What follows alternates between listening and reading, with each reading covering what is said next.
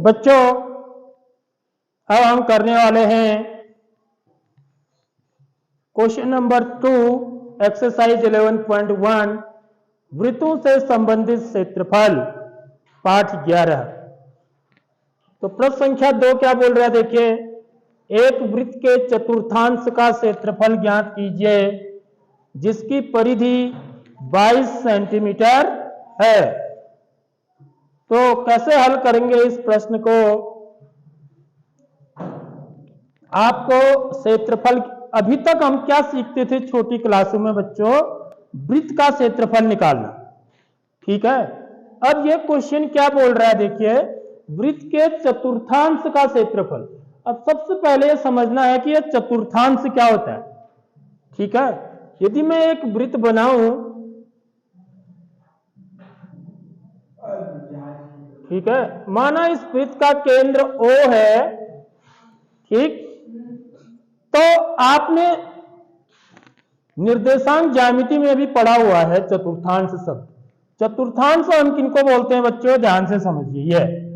यदि मैं दो लाइंस खींचता हूं, एक लाइन जो है क्षैतिज है और दूसरी लाइन जो है ऊर्ध्वाधर है, ठीक है, यानी कि एक लाइन जो है मेरा हॉरिजॉन्टल है और दूसरी लाइन वर्टिकल है, तो ये जो दो लाइन्स होती हैं, जब ये 90 डिग्री पर एक दूसरे को इंटरसेक्ट करती हैं, यानी कि प्रतिच्छेद करते हुए जाती हैं 90 अंश के कोण पर, तो ये इस पूरे जो तल है, ठीक है, इसको 4 भागों में बांटती हैं, पहला, दूसरा, तीसरा, चौथा। इन्हीं को हम क्या बोलते हैं? चतुर्थांश बोलते हैं। तो वृत्त के केस में भी ठीक ऐसे ही किया जाता है, ठीक है। तो वृत्त के अंदर हम क्या करेंगे, ये ऐसे चतुर्थांश केंद्र से जाती हुई ये व्यास खींचेंगे, जिसको कि हम क्या बोलते हैं, सॉरी, जीवा खींचेंगे, जिसको हम व्यास बोलते हैं। और दूसरी जीवा जो होगी या दूसरा जो व्यास होगा वो इस पर 90 अंश के कोण पर, देखो, एक क्षैतिज और एक ऊर्ध्वाधर। तो ये कितने भागों में बट गया है वृत्त? 4 बराबर भागों में, ठीक है। यदि आप 4 बराबर भागों में बांटोगे तो ये अवश्य 90 अंश का बनेगा, ठीक है। तो पहला, दूसरा, तीसरा, चौथा, तो उनमें से यदि मैं एक भाग को ले लूं तो इसी को हम क्या बोलते हैं बच्चों? चतुर्थांश बोलते हैं। क्या बोलते हैं इसको? चतुर्थांश बोलते हैं।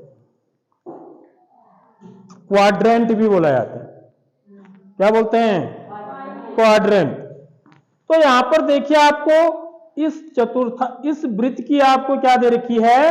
ये लंबाई दे रखी है, यहां से लेके यहां तक, ये परिधि हुई ना, ये कितनी दे रखी है? 22 सेंटीमीटर परिधि। देखिए, इसमें त्रिज्या नहीं दे रखी है डायरेक्ट, समझ रहे हो बात? तो क्वेश्चन थोड़ा सा घुमा दिया जाता है। अब हर जगह त्रिज्या थोड़ी दी जाएगी ना, तो यहां पर आपको परिधि दे रखी है। देखो, यदि मेरे को वृत्त की परिधि पता है ना, तो मैं त्रिज्या निकाल सकता हूं, और यदि मुझे त्रिज्या पता है तो मैं परिधि निकाल पा रहा हूं ना। यदि मुझे वृत्त की त्रिज्या पता है तो मैं परिधि निकाल ले रहा हूं, तो इसका उल्टा भी तो कर सकता हूं मैं। इसका उल्टा क्या हुआ कि यदि मुझे परिधि पता है तो मैं त्रिज्या भी ज्ञात कर सकता हूं, समझ रहे हो बात? तो वो कैसे निकालेंगे? यदि मुझे इसकी, ये तो कोण मुझे पता लग गया, यदि ये चतुर्थांश है तो ये कोण 90 अंश है, तो थीटा का मान तो मुझे सीधे यहीं से पता लग गया।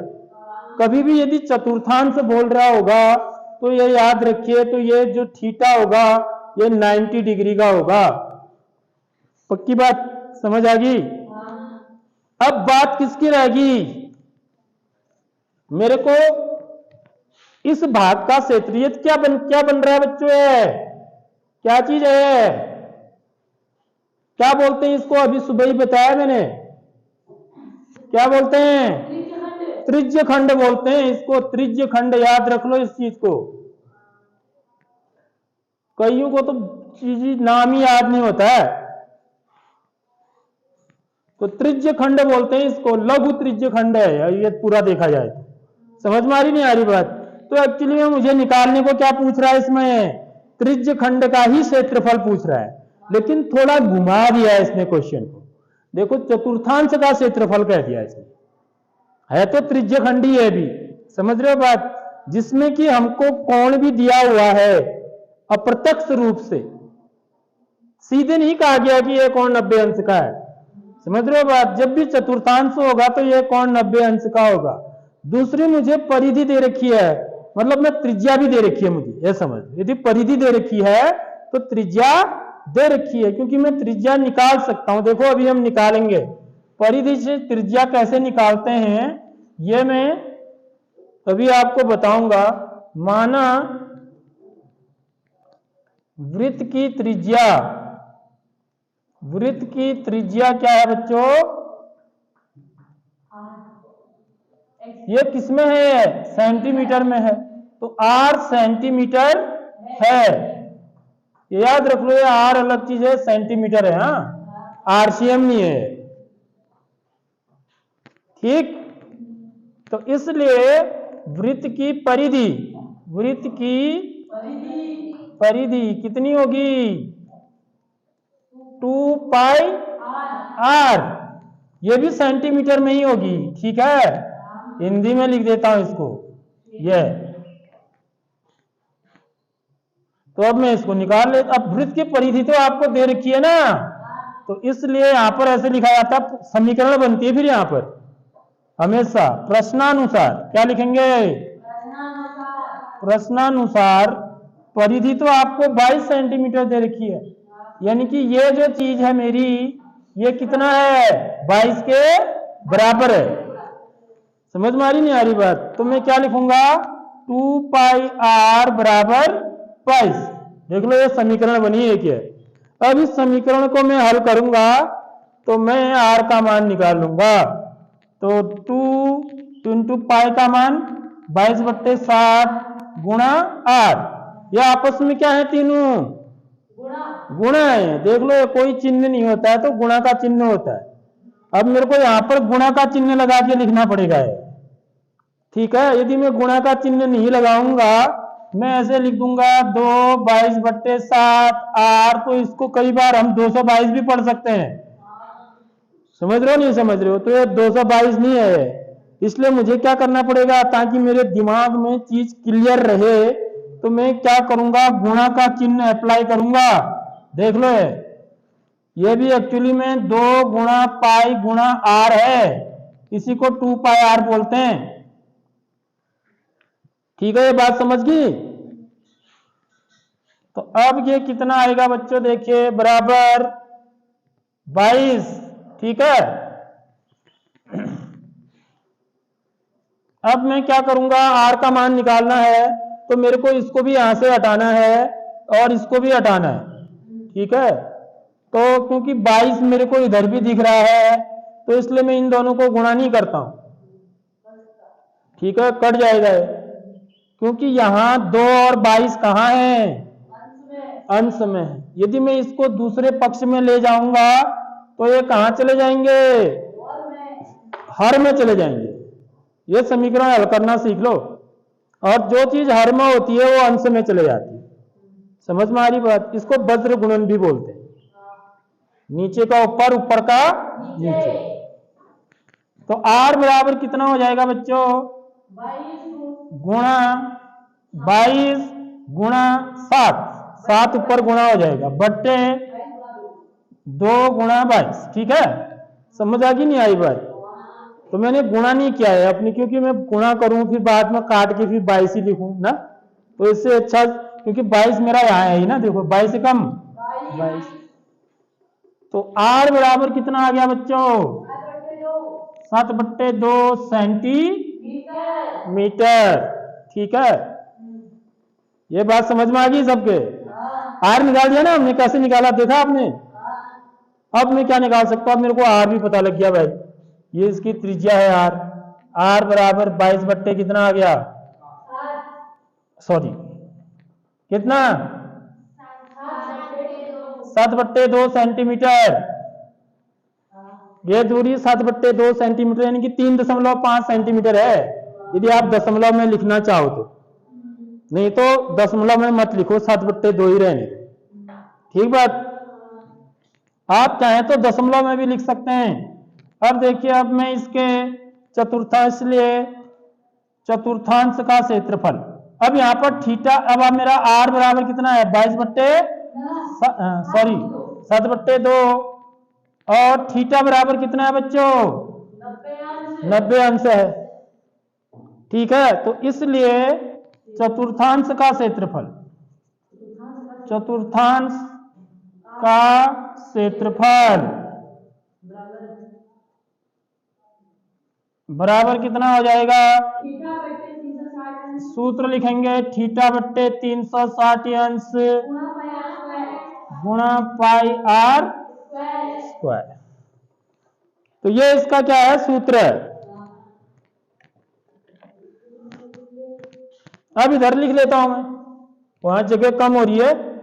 ठीक है, तो ये कितना आ जाएगा बच्चों, देखिए थीटा कितना है 90 अंश बट्टे 360 अंश गुणा पाई का मान 22/7 गुणा आर का मान 7/2 का होल वर्ग।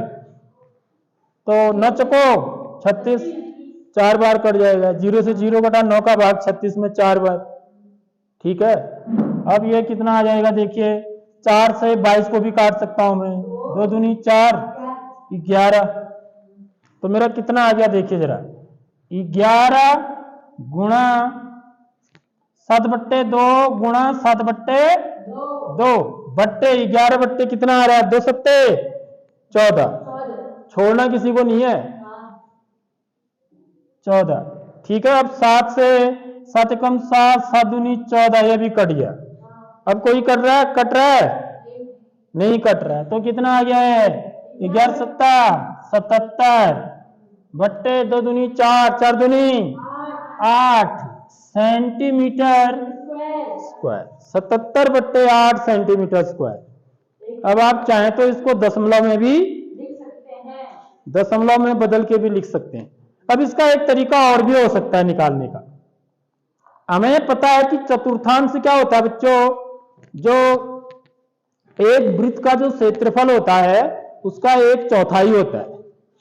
समझ में आ रही बात। तो इसमें आप यदि ये सूत्र का प्रयोग न करना चाहें तो भी इसका उत्तर निकाल सकते हैं हम। आर तो आपको निकालना ही पड़ेगा, इतना काम तो करना ही पड़ेगा। उसके बाद आप क्या कर दो, पूरे वृत्त का क्षेत्रफल निकाल दो। समझ रहे हो बात। फिर उसको किससे भाग दे दो 4 से, तब भी निकल जाएगा, तब भी यही उत्तर आएगा, क्योंकि 1/4 है ना पूरे वृत्त के क्षेत्रफल का। वृत्त का क्षेत्रफल कितना होता है पाई आर स्क्वायर, तो पाई की 22/7 गुणा 7/2 का वर्ग, तो ये कितना हो जाएगा, देखिए 22/7 गुणा 7/2 गुणा 7/2, तो 2 से 1 कटा 11 बार, 7 से 7 कट गया 1 बार, तो कितना आ गया 11 सत्ता 2। ठीक है, अब मेरे को चतुर्थांश का क्षेत्रफल निकालना है, तो मैं क्या करूंगा 77/2 तो कुल क्षेत्रफल है इसका है पूरे का, तो इसको 4 से भाग दे दूंगा। ठीक है, तो कितना आ जाएगा, देखिए 77/2 भागा 4।